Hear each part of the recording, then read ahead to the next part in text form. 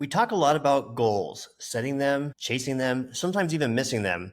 But what if the real transformation happens after the goal is met? Or better yet, what if the goal was never the point? In today's episode, we're going to unpack the difference between goals and outcomes, why focusing on the finish line might be keeping you from your biggest breakthroughs, and how shifting your lens just slightly can open a whole new kind of progress. One that's not just about checking boxes, but about becoming the kind of person who lives in alignment with what matters most. So, Dr. Teplow, what is the difference between a goal and an outcome? Oh, I love that question. And I think it's the key to real sustainable change. So, a goal is something that you can achieve, it's tangible, run 2 miles in less than 6 minutes, lose 20 pounds, anything that, that you can mark off. It's specific, it's measurable, it's what is it, smart, attainable, Yeah. realistic, and time, whatever, it's a tiny habit, whatever it is that you can check off. And goals are important. The problem is that they aren't the only game in town if you want to make sustainable change. And when we're talking about making change, we have to ask, and what difference does that change make? And that's really the key question, because if it doesn't make a difference, we aren't going to do it. And I'm talking about a difference that has real meaning to us, that helps us feel like we are embodying our values, the things that really matter and count to us. And So, that what difference does it make is what you really want to, you really ask yourself when the motivation gets low or you start to procrastinate or you're not getting things done on time. Or you're just feeling burned out about it. It's to ask that question: what difference will this make? And if you don't have a good answer, then maybe you don't even, it's not even worth doing, right? yeah, exactly. And I call that And sort be of okay. managing. And be okay with not doing it. Yeah, exactly. And I call that kind of the managing or maybe recovering phase. What about preventing it? And I think we talked about this in maybe our self-talk, related to our self-talk quest, is people have all these shoulds. I should do this. I have to do that. I'm not a good person unless blah, blah, blah. And so many of those are internalized messages that we got from parents or teachers. And they were very appropriate. They were perfect at the time, but they become adaptive at that time and maladaptive or inappropriate when you're a grown up. Because as you're a kid, you're trying to make sense, and your parents and your teachers, what coaches, are responsible for helping you make sense of the world. But that always comes through their lens. Now, as a grown up, you have to make sense of your world through your own lens, and everybody's different, right? And unique. So when we get those coulds and woulds and shoulds, that's where asking, and what difference will it make? And we even teased, I think, with during a talk we had about procrastination, and we said we can eliminate half your procrastination instantly without effort. How? Just ask yourself, what difference will it make? Because so many things that we procrastinate on are, when we look at it, it's like, well, just as you said, Glenn, it's like, what difference does that make? Doesn't make any difference. So scratch it off the list. Yeah. Procrastination solved. Right. And not feel guilty about it, to take away that guilt and shame around the shoulds and the things that don't make a difference in the outcome for you. That's I think that's really where the key power is in this, is that you're taking away that negative feedback loop you get from those shoulds that you've that have become maladaptive. Right. You should go, you should run 3 miles, or you should go for a exercise every day that has to be 30 minutes. There's so many protocols out there that, you should eat this amount of this and this amount of that. And if you don't, you're not good enough. And so this allows you to take away that guilt and shame from there and be like, well, what would the outcome be that I want, and how do I get there with that? So the Yeah. outcome, is, I want to eat, I want to have a healthy lifestyle. So, where you eat and doing movement is important. And the should of having to go to the gym for 30 minutes maybe isn't the one that's for you. And I think that's where it really opens up a lot of power. Absolutely. And people change over time, Yeah. especially, as you age. I raise the hand as the elder person in this conversation. Things change and perspectives change and priorities change. And I think as you look back, you say, oh, well, when I was, 14, I did XYZ. Yeah. And that was totally appropriate for you at 14. And it doesn't mean that you don't have really ambitious aspirations at whatever age you are, but you also accept and embrace that things change and you have different interests or priorities. So one of the things is to ask yourself to help you get to outcomes. To why are outcomes so important? Because those are attached to your values, those enduring values. You want, and then what do we mean by that? A loving person, a caring person, a person who makes a difference in the world. It's all those things when you say, and what difference will that make? I'll feel calmer. I'll be patient. It often has to do with a sense of belonging, making sense out of the world, knowing who you are in the world, what you stand for in the world, and you're being alive. And I think another thing about goals is that when we don't reach our goals, we feel bad. And then when we talk about procrastination, it's avoiding feeling bad. And that also has a downside because then we're not open to everything of life. So that's part of helping distinguish between goals and outcomes is if you want to feel fully alive, experience, all that is part of human living, then being open to it is in some way it's critical. And then the goal isn't about only feel good. The goal is be alive because I'm human and I want to appreciate everything that there is out there for me. You said something that I think is really important, worth repeating here. Is in goals versus outcomes, we want to say, what difference does it make? That gets us to real clarity on the outcome. And then you said something else, which is important: is what difference will that make, and what difference will that make? So it's that's just the one what difference it make. And I know with our clients when we ask this question and they come up with that initial answer, then when you ask that again, and it's really a breakthrough. We see it over and over again, that breakthrough when usually gets down to these key values that you were just saying.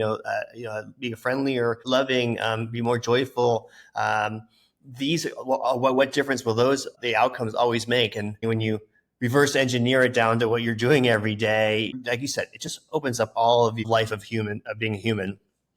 Absolutely. Because at the end of the day, most people over the entire world, no matter what culture, no matter what, at the end of the day, people just want to get along. They want to feel a connection with others. They want their lives to make sense and have meaning. End of story. And what's interesting is when you ask and you help people imagine and dream about lives of meaning and connection and coherence, then the world opens up because it's a shift of identity. And then it goes from the moment you open your eyes and you are embodying those values that you hold dear. What are you doing? How are you walking? How are you making your coffee? How are you making the choice on what mug to choose, etc.? And so the world really opens up, the world of possibilities. And that's then where you say, oh, okay. And when I am that person, what would a meaningful goal for me have? And so you reverse engineer it.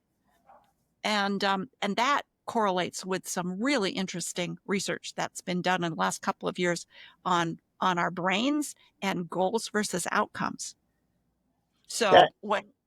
Yeah, that's interesting, because I wanted to really bring that into the play, because when we talk about motivation around our goals, we're talking about lots of the memes and the talk is around dopamine, and how do we drive our dopamine reaction. So we're driven to do our goals, and a lot of it is around like getting these short-term wins, which has its place.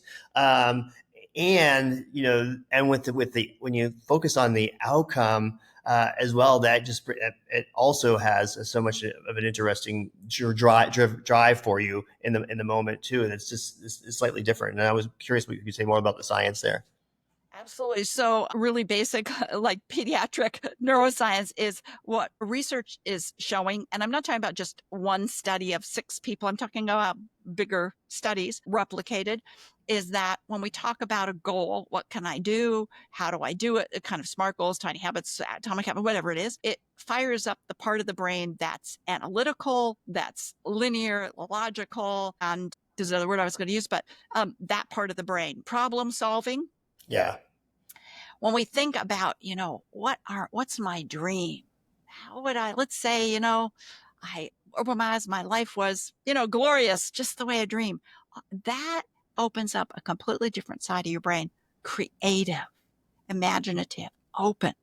So what happens when we think, well, I want to lose weight, then we get into that problem solving brain, eat this, that is not motivating over time. When we think, I want to be active, I want to be able to, go with my friend. I want to do things with my friends, like go hiking and see, nature and see the beauty of the world. These things that transcend time and place, that's the dream part of the brain. And that's where you get that creativity. When you start thinking about your dreams, then you see many more possibilities. I've got a crazy example that happened this week. So I was that was that I had a pile of dirty dishes. We talk in Stamina Lab about you are your own detective. Glenn, say that. You are your own lab, Stamina Lab. You are your own lab. You are your own experiment, and you are your own best coach. And you have to be a scientist, a detective, in order for that to be that lab and be in that lab and be in that experiment of yourself. Right. So here's the experiment. So I had the pile of dirty dishes and pots and pans. I'm like, I can't do that. And I had one of our trainees coaching me. And so if you thought, okay, you've got this pile of dishes, and a huge pile, what would you do? What are your goals? How are you going to break it down? You could organize, you can think of 100 things, right? And so the coach said to me, so what difference would it make? I'd feel accomplished. What difference would that make? Feel that sense of peace, just peace, and that, life made sense. There was order in the world. Okay, great. So imagine that you do have that sense of order in the world and peace. And then, you walk into your kitchen and how would you notice that sense of peace and order has come into it? And boom, it popped into my mind. And I wasn't even thinking about doing my dishes or pots and pans. It just popped into my mind. I would see myself wearing an apron, this favorite apron I have, because it's made out of cloth from Ghana, where I just got back from Ghana. And I would just be so happy, like wearing those colors and the beauty. And I would be remembering the songs of the people that I heard in Ghana. And it was instantaneous. And so, of course, I went and did my dishes. It was so simple and so how's the difference between goal and outcome? I mean, you could still say, oh, your goal is to put on that apron, but it was within the context of me having that peace and calm. Now, how many people would have thought, oh, you have that apron, that special apron? No, we don't think about that. Only you could come up with that. And I think that's really what's interesting. That's what's so important about the work we do with our solution focused approach is that only the person that we're coaching can come up with these things, and only because they're in dreaming of possibilities. That's it. That is because when we talk about dream and who would you be at that moment when you're embodying the person you want and those values you want, people's imaginations, the creativity are just sparked and also always tied to something that they've already done. Because I wouldn't have thought apron unless I had an apron or I'd seen somebody with them. I've never heard an apron. I mean, if you don't have aprons, you wouldn't think of that. But there's so many. Think of the thousands of millions of things that we're observing every day and we forget. And so doing that dreaming and that thinking about the outcome, who would you be? What would you be doing? What would you notice? Triggers all that and helps it come to the surface. And then you can put in goals.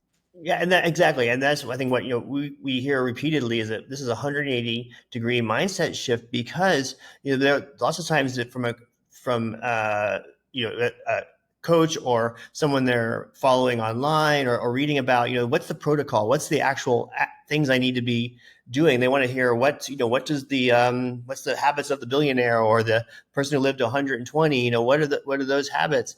And then you try to replicate them and you could maybe for a little bit, but they don't come from what your dream is, what your best hopes are, what's the outcome that you want. And what difference will that make? And that's when that 180-degree mindset shift comes in, and it gives you so much more possibilities about the goals and the how you go about them. Because the goal, obviously the goal is, okay, I want to eat healthy or be active, and what difference will that make? I be able to do all the things I want to go do every day, and be active with my friends and family, or being able to pick up your child or your grandchild. That's really gets into what there. So when it comes down to the day-to-day thing is should I go bike for 30 minutes, or you go to the gym for 30 minutes or something, or an hour, whatever the protocol that you read online was about the person that was living to 100. That again, that motivation will dwindle out over time because it's not coming from what's special to you. It really changes the paradigm. Because then every day when I get up, it doesn't have to be that exact protocol. It could be infinite number of ways to be active and healthy, and even if it's just parking further away from the grocery store when you park there, and that's gets you some more movement, and so yeah, I think that's really important to point out. Yeah, absolutely. And it doesn't mean you can't have those goals. You want to run a marathon in under, 4 hours or whatever. It doesn't mean that at all. But it means you don't beat yourself up or feel shame or blame yourself. You say, well, is this still relevant for me? And I think that bad things do happen to people. I'm thinking about a friend whose son was in a car accident. He has a wife and child, and he is now quadriplegic. Means no feelings from below here. What can he do? And it's been very rough. And yet he is still alive. He can still talk. He can still relate to his kid. He can still read stories. He can have a meaningful relationship with his family, even though that's the most, that's extreme. At the same time, when it comes down to what do I really care about?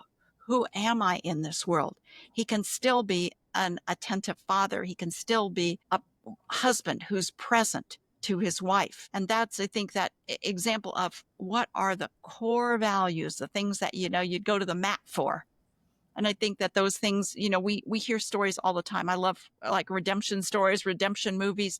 Go do some biblio self-coaching and read those stories about what keeps people going in really tough times. And how does that translate into our everyday lives when we're faced, not really tough, like survival, but, a busy schedule. Well, the value, going from the value statement, when we get to all the way to what difference will that make, we get to these key values, and that allows for so much psychological flexibility, which I think we talk about so much in the social focused approach that we do, is that underpins so much of being able to, be your own best coach, and be able to just have so many different ways to go about your outcomes, or what those outcomes will look like.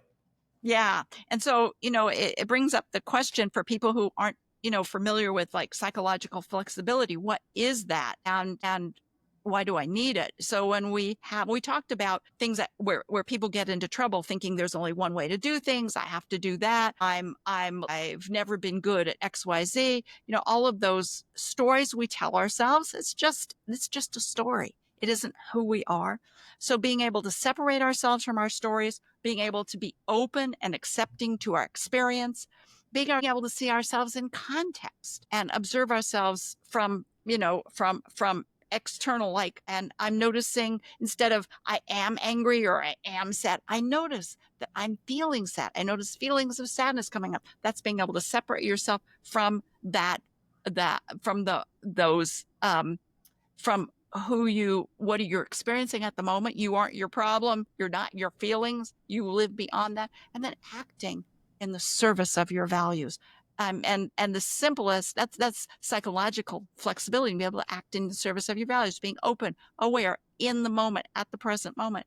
And I say that the one of the best examples of in a way psychological flexibility, open, aware, act on your values, is parents of newborns. Because you love that kid, you are tired, you don't want to do it, and no matter what you tell yourself, you hear the baby cry, you get up and you feed the baby. You're acting in the service of your values, and I think that that's really key.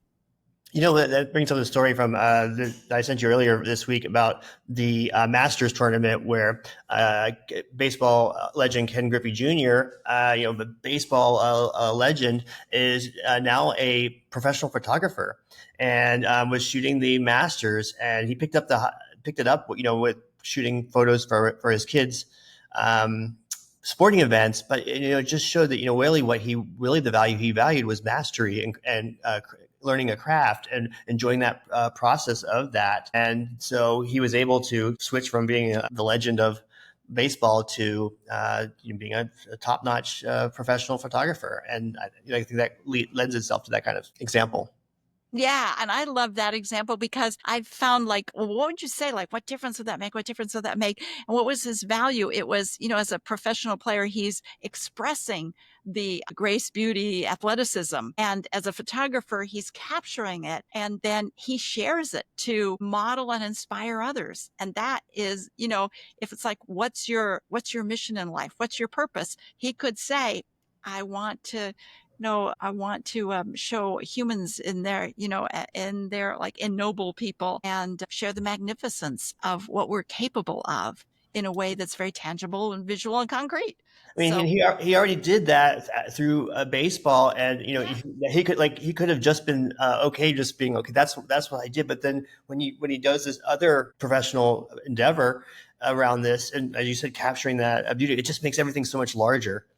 absolutely. So what if he said, God forbid, he got too old or whatever, he couldn't, do his baseball. Well, what could he do that's related to it? And so there's so many ways to express it. And that's such a great example.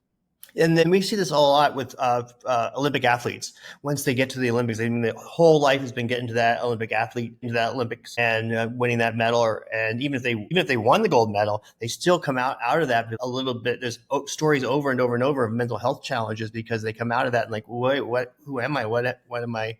If I'm not just pursuing this one goal, which you have to have the Absolutely. complete everything to get to the Olympics. But when you do that, then what's next? And that's, really, I think that's where coaching or some type of questioning of yourself in this way. What difference does this make for me? The Ken Griffey Jr. story is a perfect example of how you make that so much larger. Right. And we say, you're not your problem. You're not your anger, your failure or whatever. You're not your problem. Your problem's a problem. You're also not your achievement. And we get caught up in that we are our achievement. So, and if we get caught up and believe that we are our achievement, then we're always chasing. So that's the perfectionism. That's also procrastination instead of seeing ourselves as having more than just that achievement.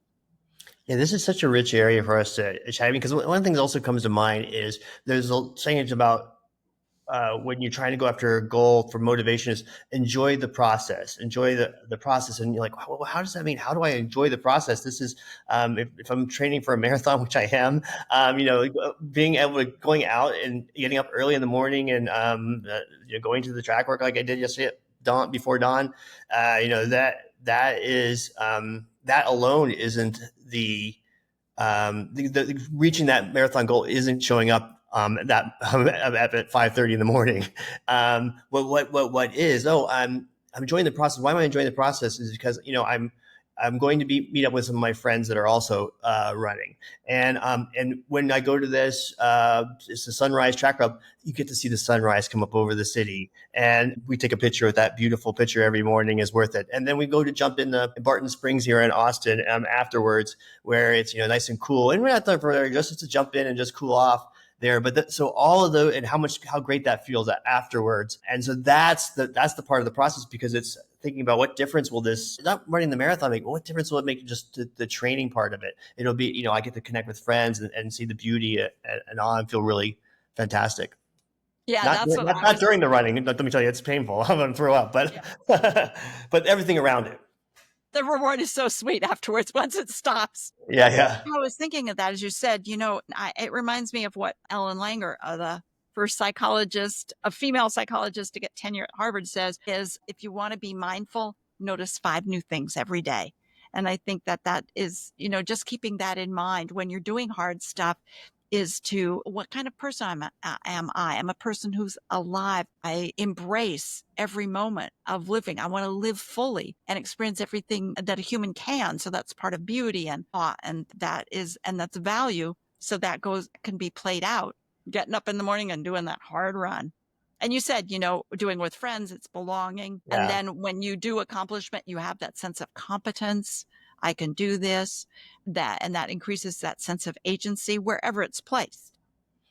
And these are things you have to remind yourself when you're coming up against the procrastination or the hard thing, to think about what difference this will make, and how do you connect with the belonging and the competence and those things that there. You have to keep reminding yourself of these things.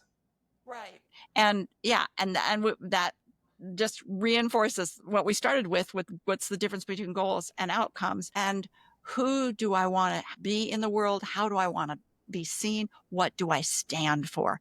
And I think when you wake up every morning and say, who am I? What are those values I want to embody? What do I want the world to see about me? And what do I stand for? All your actions fall into place, or at least are you on that right path for you, or are you deviating? I think that can really help. Well, that sounds like a fantastic place for us to wrap up. If this was helpful, definitely hit like or subscribe. It helps the algorithm. And we talk about solution-focused strategies every week. So if you are enjoying this conversation, then definitely hit subscribe. And we also have two things that you might be interested in. We'll put the links in there. It's the 29 Laws of Resilience. This is a fantastic ebook that we have that's really interesting around resilience. And the other thing that we have is a new stress assessment, perceived stress assessment. This is a scientifically validated perceived stress assessment. And in just 2 minutes, you'll get a personalized score and insight into how your body and mind are responding to daily pressure.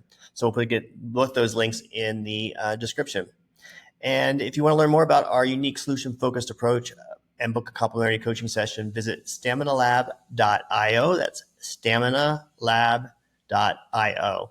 And put any questions and comments below. We'd love to answer those. Thank you, Dr. Teplow. Thank you. And thank you, everyone, for listening. Until next time, remember, you are your own lab, you are your own experiment, and you are your own best coach. Be well.